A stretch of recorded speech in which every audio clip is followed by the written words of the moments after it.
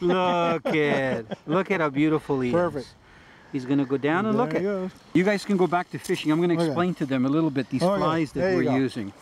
Now, you know, because we're tributary fishing, and these fish are migratory brown trout. They're not inland browns. What I mean by migratory, they spend most of their adult life out in the Great Lakes, and in this case, this is a tributary that flows out into Lake Ontario.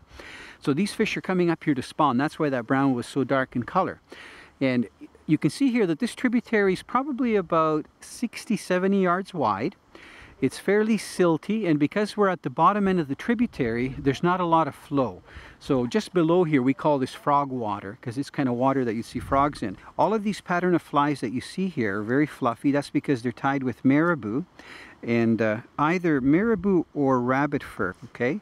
And these are almost like jig flies. I'll take a white one out that hasn't gotten wet, because then you can appreciate how fluffy it is, okay?